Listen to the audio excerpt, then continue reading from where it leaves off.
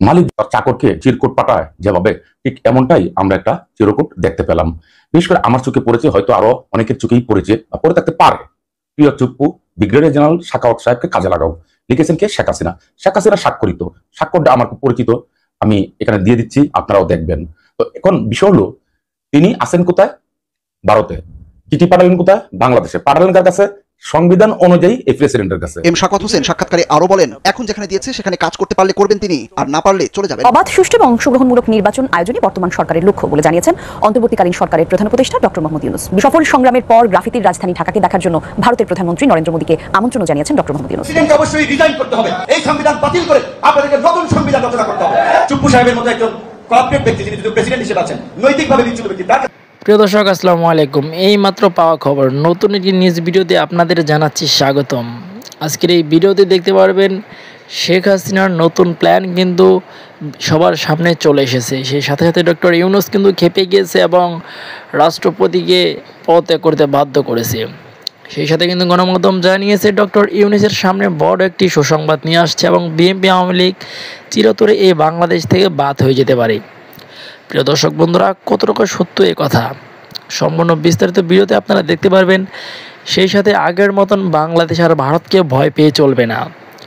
সীমান্তর কাছে এবার কড়া পাহারা দেওয়া হবে এবং ভারতদেরকে উচিত শিক্ষা দেবে, এমন কথাই কিন্তু বলেছে ডক্টর ইউনূস। প্রিয় দর্শক বন্ধুরা, আজকের এই ভিডিওতে সম্পূর্ণ বিস্তারিতের মাধ্যমে দেখতে পারবেন। বিস্তারিত ভিডিওটি দেখার আগে একটি রিকোয়েস্ট, যারা এখন এই চ্যানেলটি সাবস্ক্রাইব করে রাখেননি, এই চ্যানেলটি সাবস্ক্রাইব করে দিয়ে পাশে থাকা বেল আইকনটি বাজিয়ে রাখুন। ইতিমধ্যে যারা সাবস্ক্রাইব করে দিয়েছেন সকলকে জানাচ্ছি অসংখ্য ধন্যবাদ।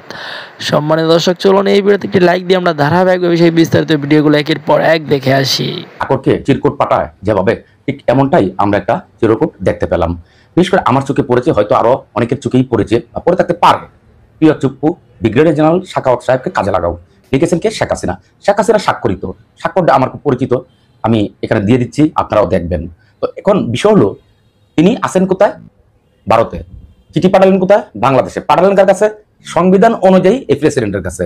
তো এই প্রেসিডেন্টের কাছে পাঠালেন, এটা কিন্তু খুবই একটা উদ্বেগজনক একটা বিষয়। অবশ্যই এটা আমার মধ্যে বা সবার মধ্যেই এক ধরনের উদ্বেগ কাজ করতে পারে। এখন সবচেয়ে বড় বা বিলিয়ন ডলার প্রশ্ন হলো, এই চিরকুট সত্য কিনা। যদি সত্য হয় তাহলে এটা কি করে আসলো এই প্রেসিডেন্টের কাছে, শাহাবুদ্দিন চুপ্পুর কাছে কি করে আসলো? এটাকে অন্তত খুবই দ্রুততম সময়ের মধ্যে পুঙ্খানুপুঙ্খানুভাবে ঠিক তদন্ত করা উচিত। সেইভাবেই আমার মনে হয় এই সরকারকে তদন্ত করে যথাযথ দ্রুততম সময়ের মধ্যে ব্যবস্থা নেওয়া উচিত। তা না হলে এই ধরনের চিরকুট আসতে থাকবে, এই ধরনের বার্তা আসতে থাকবে, আর আমরা আরো বেশি অস্থিতিশীল হতে থাকবো। এখন অস্থিতিশীল হলাম কেন বা কিভাবে? আমরা দেখলাম এই চিঠিতে যে তারিখ লেখা আছে, গত 12 তারিখ, 12ই আগস্ট। সেই 12 তারিখের যদি আমরা একটা বিষয় দেখি, আওয়ামী লীগকে পরামর্শ দিচ্ছেন ব্রিগেডিয়ার জেনারেল সাখাওয়াত সাহেব, যে দল গুছান। আচ্ছা, তিনি স্বরাষ্ট্র মন্ত্রণালয়ের উপদেষ্টা, তিনি কি আওয়ামী লীগকে পরামর্শ দিতে পারেন দল গুছাতে? তার কি কাজ? আওয়ামী লীগের কি উনি উপদেষ্টা নাকি সরকারের উপদেষ্টা? এ নিয়ে যদিও তাৎক্ষণিকভাবেই ছাত্র সমন্বয়ক এবং সাধারণ শিক্ষার্থীরা ব্যাপক প্রতিক্রিয়া দেখিয়েছে। হ্যাঁ, দেখা ওটাই স্বাভাবিক। এবং আমি এমন দেখছি যে একজন ছাত্র নেতা পরিষ্কার করেই বলেছেন, যেভাবে গদিতে বসিয়েছি ঠিক আপনাকে সেভাবে গদি থেকে সরে ফেলে দিব। ইয়েস, আমি একমত। এখানে শত শত প্রাণ বা জীবনের বিনিময়ে এখানে স্বৈরাচারকে পতন করা হয়েছে। আর সেই স্বৈরাচারের যাদেরকে হত্যা করেছে, গণহত্যা চালিয়েছে, সেই গণহত্যা রক্তের দাগ এখনো ঢাকা শহর সহ সমগ্র দেশে চুপচুপ করে আছে। আর এই অবস্থায় দাগ শুকানোর আগেই যদি এই সরকারের, অন্তর্বর্তীকালীন সরকারের, যে সরকার এই ছাত্র জনতার জীবনের বিনিময়ে বা প্রাণের বিনিময়ে ক্ষমতা আসতে পেরেছে, সেখানে যদি স্বরাষ্ট্র মন্ত্রণালয়ে বসে কোনো একজন উপদেষ্টা কিংবা অন্য কোনো মন্ত্রণালয়ে বসেও যদি কোনো একজন উপদেষ্টা বলেন, দল গোছান আওয়ামী লীগকে যদি বলেন যে আমি নির্বাচন কমিশন ছিলাম, আপনারা জানেন আমাকে যে আমি কিভাবে করতে পারি, সীমানার বিষয়টা উল্লেখ করছেন। ইয়াস, 2000 সেই 7-8 তথাকথিত তত্ত্বাবধায়ক সরকার আমলে আপনি এখানে যে লিস্টে একজনকে আপনি কমিশনার হয়েছিলেন, তখন সীমানা কিভাবে ষড়যন্ত্র করে নির্ধারণ আওয়ামী লীগকে ব্যাপকভাবে জিতিয়ে এনেছিলেন, সেগুলো আমরা জানি, এই দেশের মানুষ জানে, সেগুলো ভুলে যায়নি। তার মধ্যে যদি এরকম আপনি আগুনে গিরালেন, তখন তো আপনাকে নিয়ে, আপনার নৈতিকতা নিয়ে, আপনার পক্ষপাতিত্ব নিয়ে প্রশ্ন উঠতেই পারে। এছাড়া যদি দেখি, তাহলে দেখলাম শেখ হাসিনা এখানে বাংলাদেশ থেকে পালিয়ে গেল 5 তারিখে। 5 তারিখে তার কুলাঙ্গার পুত্র জয় এই বাংলাদেশের জনগণ এবং তার দলীয় নেতাকর্মী সব বিষয়ে মানে অনেক অভিমান নিয়ে কথাবার্তা বলেছেন। তারপর প্রতিদিন একটার পর একটা কথা বলছেন উন্মাদের মতো, এই কুলাঙ্গার। তারপর আবার বলছেন আমরা আপনাদের পাশে আসি না, তাকে বলছেন যে আমরা রাজনীতি করি। তারপর দেখলাম তাদের যে প্রভু, সেই প্রভুকে, ভারতের সেই নরেন্দ্র মোদী আর এক মৌলবাদী নেতা নরেন্দ্র মোদীকে বাংলাদেশের নির্বাচনের ব্যাপারে হস্তক্ষেপ করতে বলছেন তাদের প্রভু। যাই হোক, তো এরকম ঘটনার মধ্যেই আমরা শেখ হাসিনাকে দেখলাম দ্য প্রিন্টে একটি ইন্টারভিউ বা একটা চিঠি সেখানে দিয়েছে যে তিনি ক্ষমতা থেকে পদত্যাগ করেছেন, সম্ভবত তাৎক্ষণিক পরিস্থিতিটাকে আবার শান্ত করার জন্য। তবে এটাও তো সত্য, শেখ হাসিনা আমরা অডিও ক্লিপ শুনেছি, যে অডিও ক্লিপ তার দলীয় নেতাদেরকে বলছেন যে, বা কর্মীদেরকে বলছেন যে এক করার জন্য সারা দেশ থেকে জনগণ 15ই আগস্টে ঢাকা আসবে। 15 আগস্ট কি সুখ দিবস, সেই সুখ দিবসে ঢাকা আসতে তিনি ঢাকা আসবেন, এই কথা তো বলেছেন। অডিও ক্লিপ তো ছড়িয়েছে বিভিন্ন জায়গায়, এটা তো এখন আর কোনো গোপন কিছু নেই।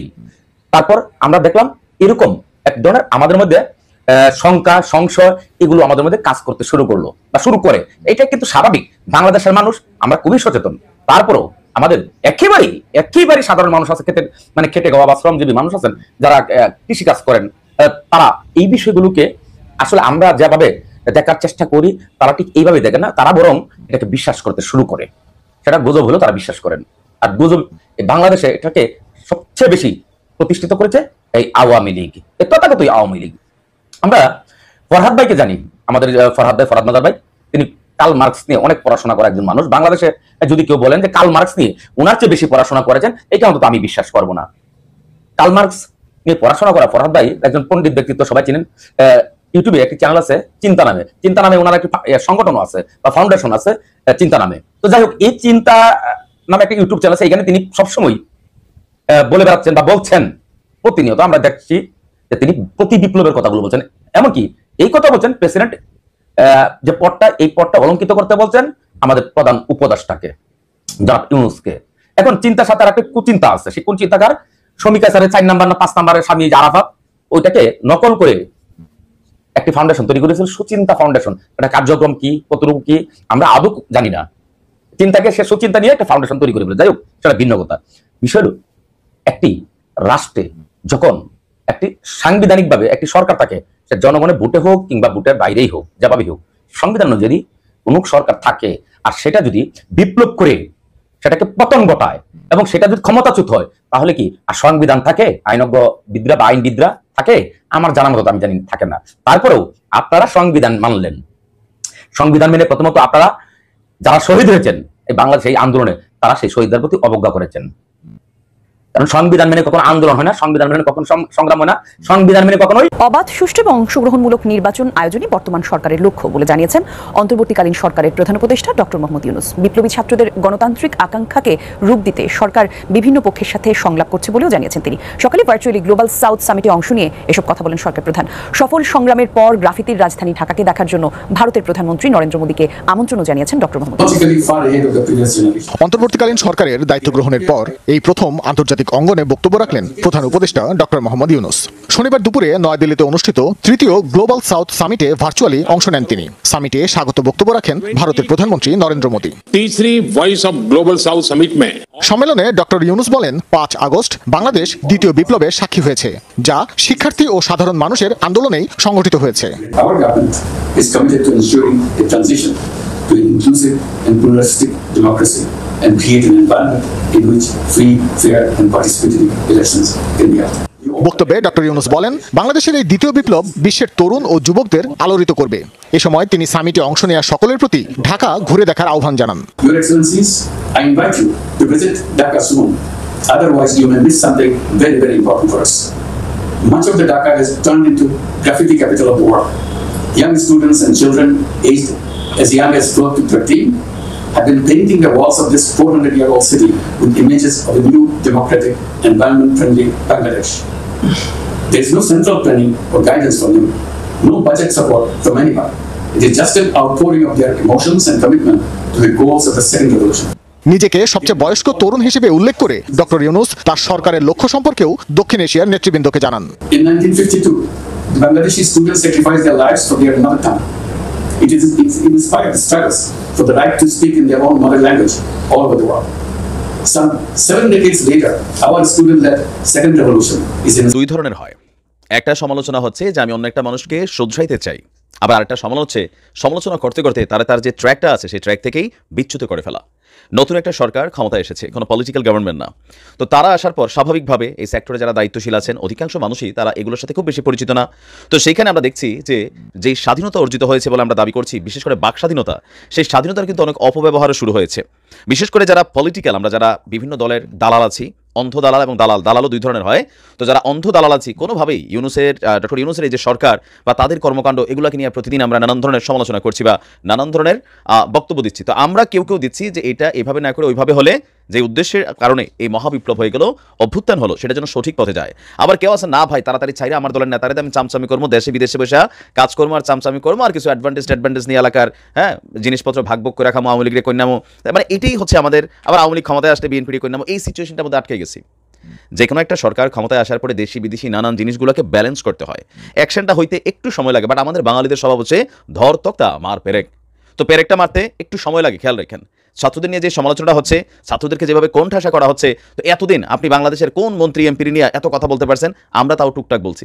আবার আমাদের গণমাধ্যম দেখেন এতটা ফেয়ার হয়ে গেছে, তাদেরও বোঝা উচিত যে গত 16 বছর না, গত 53 বছর বাংলাদেশে যারা সাংবাদিকতা করছেন, কয়জন এমপি মন্ত্রীর সাথে ঢইল্লা ছবি তোলা, বিভিন্ন দাওয়াত টাওয়াতে খাওয়া, এগুলাই তো করছেন। দেখছি না আমরা 4 দিন আগে সমন্বয়কদেরকে বিভিন্ন প্রোগ্রামে ডাকা হচ্ছে, যেভাবে কোণঠাসা করা প্রশ্ন করা হচ্ছে, বাচ্চা পোলাপাইন, আপনাদের হাঁটুর বয়স।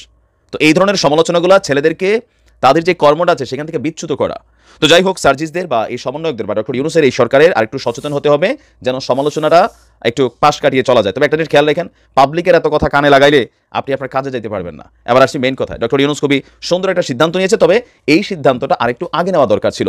বিশেষ করে যারা বৈষম্য বিরোধী আন্দোলনের মূলধারা সমন্বয়ক আছেন বিভিন্ন জেলা, উপজেলা, থানা, গ্রাম পর্যায়ে, আপনাদের এই কাজটা একটু আর্লি করা দরকার ছিল, বিশেষ করে হাসনাত এবং সার্জিস সহ যারা বাহিরে আছে। তো যাই হোক, ফাইনালি হয়েছে। সেটা হচ্ছে কি, এই আন্দোলনকে কেন্দ্র করে গত 2 মাসে বা জুলাই থেকে আগস্টের মধ্যে এই লম্বা সময়টাতে হাজার মানুষ আহত হয়েছে এই আন্দোলনকে কেন্দ্র করে। কেউ আন্দোলনে অংশ নিয়ে হয়েছে, কেউ আন্দোলনের মাঝখানে পড়ে গেছে নানানভাবে। তো এই মানুষগুলোর কিন্তু ট্রিটমেন্ট হচ্ছিল না ওইভাবে। আমরা দেখছিলাম পত্রিকাতেও আসছে, কারো চোখের সমস্যা, কারো গুলি লাগছে, কারো শরীরে ছড়রা গুলি লাগছে, কেউ টিয়ার শেলের কারণে সমস্যা ক্ষতিগ্রস্ত হয়েছে, তাদের অর্থের অভাবে চিকিৎসাগুলো পরিপূর্ণভাবে হচ্ছিল না। আবার কিছু হাসপাতাল তারা সেখানে আবার দুর্বৃত্তায়ন করেছিল। তো এগুলো মনিটরিং করতে একটু লেট হয়েছে। আজকে ডক্টর মোহাম্মদ ইউনূস তিনি খুবই সুন্দর একটা সিদ্ধান্ত দিয়েছেন। সারা বাংলাদেশের মানুষ এই মুহূর্তে খুশি। বৈষম্যবিরোধী ছাত্র আন্দোলনে আহত যত মানুষগুলো আছে, এবার আপনি পক্ষে ছিলেন বিপক্ষে ছিলেন ডাজেন্ট ফ্যাক্ট, কারণ পক্ষে বিপক্ষে লোক এখানে আহত হয়েছে। তো যারাই আহত হয়েছে দল মত নির্বিশেষে সকলের চিকিৎসার সকল ব্যয় সরকার গ্রহণ করার সিদ্ধান্ত জানিয়েছে স্বাস্থ্য মন্ত্রণালয়। এই ক্ষেত্রে সরকারি হাসপাতালে বিনামূল্য সব সেবা ও বেসরকারি হাসপাতালে বিল না গ্রহণ করার আহ্বান জানানো হয়েছে। যেমন ধরেন আপনি আপনার এলাকায় কোনো একটা প্রাইভেট হসপিটালে চিকিৎসা করেছেন, তো আপনি হয়তো 10,000-15,000 টাকা বিল দিয়েছেন। তো সেই ক্ষেত্রেও আপনি এখন যদি চিকিৎসাধীন অবস্থায় থাকেন তাহলে আপনি নতুন করে বিল দিবেন না। আর যদি বিল দিয়ে থাকেন সেই বিলটাকেও যেন আবার আপনাদের কাছে পৌঁছে দেওয়া হয় সরকারের মাধ্যমে। আমরা এরকম একটা জিনিস দেখতে পাচ্ছি। স্বাস্থ্যসেবা বিভাগের সচিব মোহাম্মদ জাহাঙ্গীর আলম স্বাক্ষরিত এক সংবাদ বিজ্ঞপ্তিতে বলা হয়েছে, ছাত্র আন্দোলনে যেসব ছাত্র জনতা আহত হয়েছেন সরকারি হাসপাতালে তাদের বিনামূল্যে চিকিৎসা সহ যাবতীয় চিকিৎসা ব্যয় বহন করা হবে। অপরদিকে বেসরকারি মেডিকেল কলেজ হাসপাতাল, বেসরকারি হাসপাতাল, ক্লিনিকগুলোতেও যারা চিকিৎসা করেছেন তাদের চিকিৎসা বিল না দেওয়ার জন্য অনুরোধ জানানো হয়েছে। প্রয়োজনে এসব সরকারি হাসপাতালে চিকিৎসাধীন ছাত্র জনতার সকল বিল সরকার ব্যয়ভার গ্রহণ করবে। আর এই ব্যাপারে অনুসন্ধান করতে স্বাস্থ্য ও পরিবার কল্যাণ মন্ত্রণালয় ইতিমধ্যে একটি কমিটি গঠন করেছে। সেই কমিটির সদস্যরা তাদের কর্মপন্থা নির্ধারণ করতে আগামীকালকে বৈঠক করবেন বলেও বিবৃতিতে জানানো হয়েছে। খুবই সুন্দর একটা সিদ্ধান্ত। এই প্রথমবারের মতন সারা বাংলাদেশে আমি এমন বিরল ঘটনা দেখতে পেলাম যে বেসরকারি পর্যায়ে কেউ যদি চিকিৎসা করে থাকে তার চিকিৎসা বিলটা সরকার ব্যয়ভার গ্রহণ করবে। এইটাই তো আমরা চাচ্ছিলাম।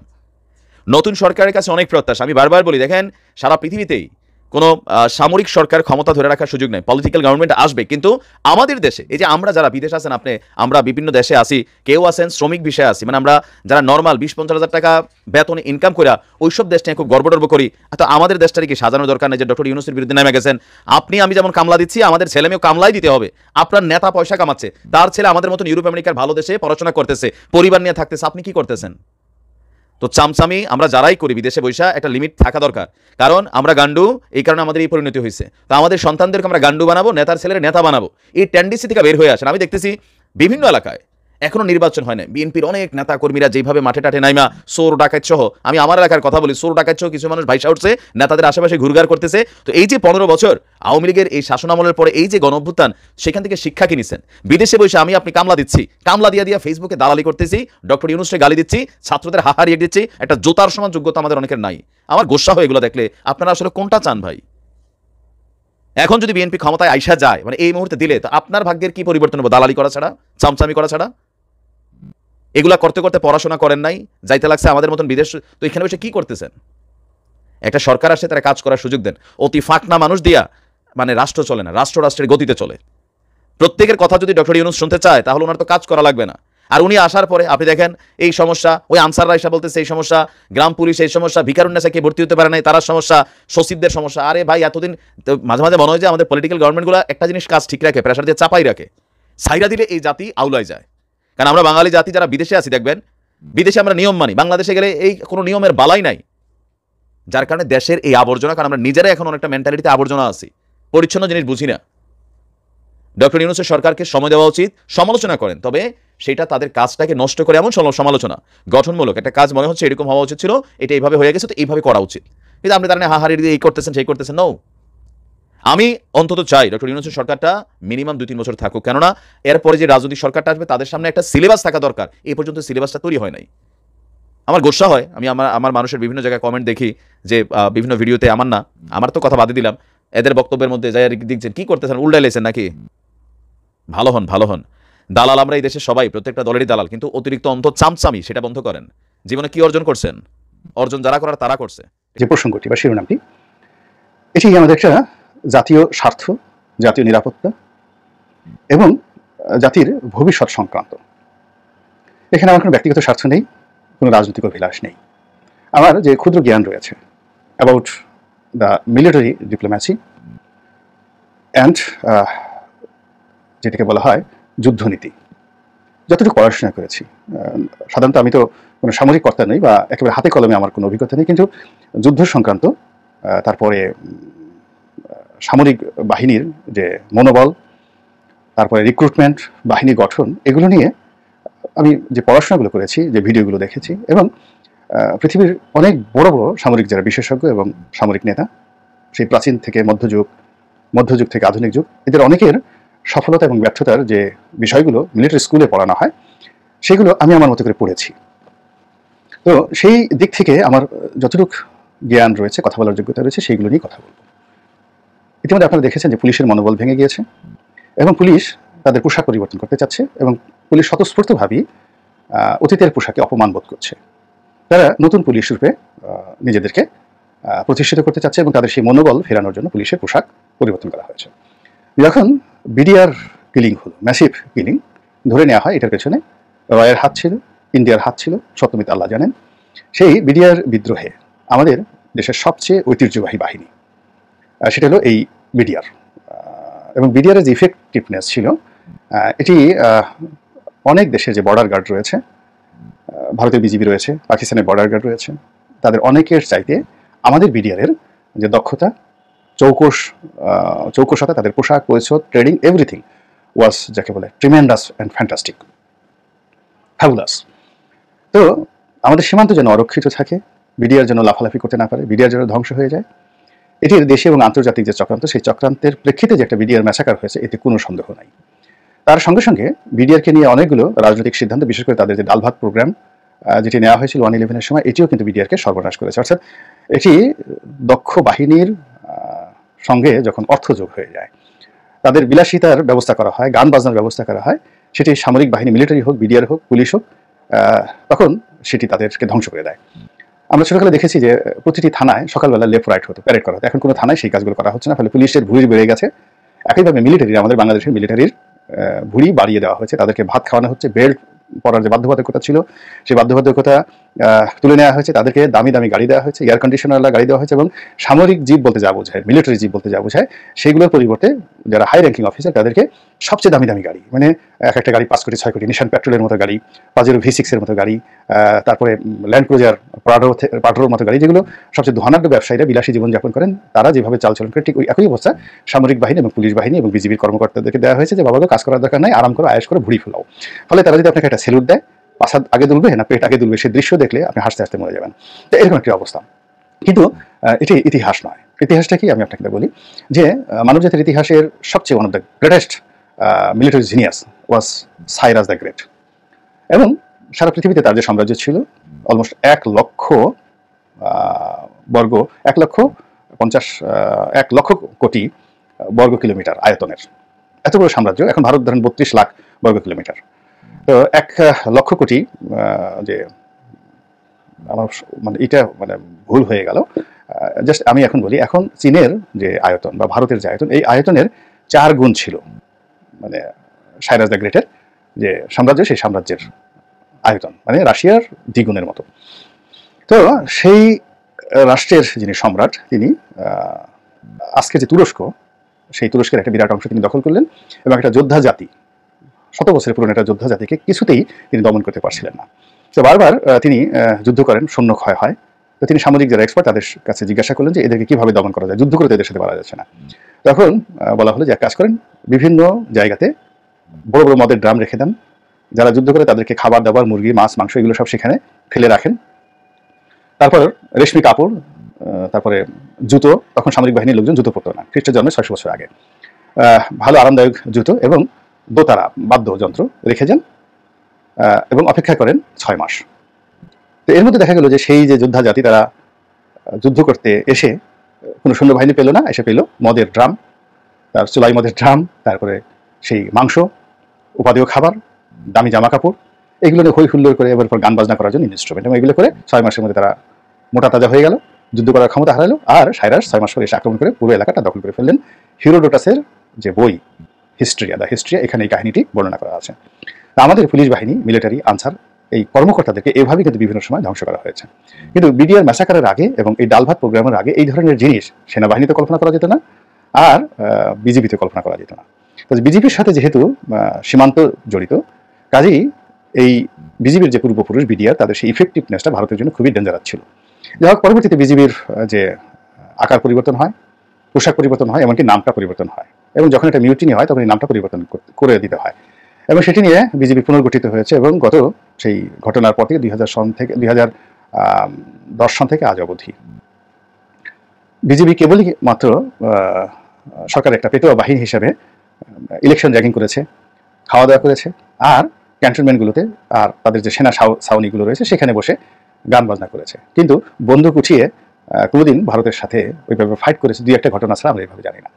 ফলে এখন এই যে বিজেপি আছে, সেই বিজেপিকে আবার সেই পুরনো মডেলে, বিডিআর মডেলে ফিরে নেওয়ার জন্য অনেকেই দাবি জানাচ্ছে, এবং আমিও মনে করি যে সেই দাবি জানানো হচ্ছে। আমরা ঠিক সেই পিলখানার হত্যাকাণ্ডের আগে যে বিডিআর ছিল, সোজা বাংলা, সেই বিডিআর চাই, এবং সেই বিডিআর যে পোশাক ছিল সেই পোশাক চাই, সেই বাংলাদেশ রাইফেলসের যে পুলিশের যে ড্রেস ছিল সেই জিনিসটি চাই, এবং ইমিডিয়েটলি। এবং এটি আমি মনে করি আমাদের যে পুলিশ বাহিনী গঠন করা হচ্ছে তার চাইতেও এই বিজেপি গঠন করাটা এবং নাম পরিবর্তন করাটা খুবই গুরুত্বপূর্ণ বিষয়, এবং এটি করার যথেষ্ট আইনগত ভিত্তি রয়েছে। আপনি দেখুন যে বিডিআর কিলিংয়ের পর অনেককে শাস্তি দেওয়া হয়েছে এই অপরাধের জন্য। তদ্রূপ এই যে এখন যে ম্যাসাকারগুলো হয়েছে, বিডিআর কিলিংয়ে কতজন লোক মারা গিয়েছে, সেই তুলনায় এই যে এখন যে গণ অভ্যুত্থানের আগে যে গণহত্যা হয়েছে, সেই গণহত্যার সঙ্গে পুলিশের অনেক কর্তা জড়িত, কনস্টেবল জড়িত, তদ্রূপ বিজিবির অনেক যাকে বলা হয় কর্মকর্তা এবং জওয়ান জড়িত। তো কাজেই এরকম একটি অভ্যুত্থানের পর সাংগতিক কারণে বিজিবিকে পুনর্গঠন করার একেবারে যাকে বলা হয় যেটি একেবারে আইনগত বাধ্যবাধকতা, এটাও একটা গণ অভ্যুত্থানের পর একটা নতুন নাম দিয়ে সেখানে ফিরে যাওয়ার জন্য এই বর্তমান সরকারের একটা বিরাট সুযোগ তৈরি হয়েছে। তো কাজেই কালো বিলম্ব না করে আমরা এই বিজিবিকে আবার পুনর্গঠন করি এবং আবার সাবেক সেই বিডিআর নামের মধ্যে ফিরে যাই, আবার ঝলসে উঠুক আমাদের রাইফেল, মানে বিডিআর যে বাংলাদেশ রাইফেলস, সেই বাংলাদেশে যারা সীমান্তে অতন্ত্র প্রহরী, সেই স্লোগানে তাদের অস্ত্র আবার ঝলক দিয়ে উঠুক, তাদের বুলেট তরতাজা হয়ে যাক, এবং তাদের দাপটে সীমান্তের দুর্বৃত্তরা পালিয়ে যাক, নিবৃত্ত থাকুক চোরাচালানি থেকে, অপকর্ম থেকে, এবং তাদের সততা এবং ন্যায়নিষ্ঠা এবং দেশপ্রেমের কাছে আমাদের প্রতিবেশী রাষ্ট্রের যারা বর্ডার গার্ড রয়েছে তারা অবনত থাকুক, এবং সমতার ভিত্তিতে আমাদের সীমান্তে সম্পর্ক স্থাপন হোক। একজন নাগরিক হিসেবে এটাই। প্রিয় দেশবাসী, শুরু থেকে শেষ পর্যন্ত যারা এই ভিডিওটি দেখেছেন সকলকে জানাই অসংখ্য অসংখ্য ধন্যবাদ। যারা এরকম নিউজ ভিডিওতে পেতে পছন্দ করেন তারা অবশ্যই এই চ্যানেলটি সাবস্ক্রাইব করে পাশে থাকা বেল আইকনটি বাজিয়ে দিবেন। যারা এখনও এই ভিডিওটি শেয়ার করেননি, এই ভিডিওটি দ্রুত শেয়ার করে সকলকে দেখার সুযোগ করে দিন। আজকের মতন এই পর্যন্ত, দেখা হচ্ছে পরবর্তী কোনো ভিডিও নিয়ে ইনশাল্লাহ।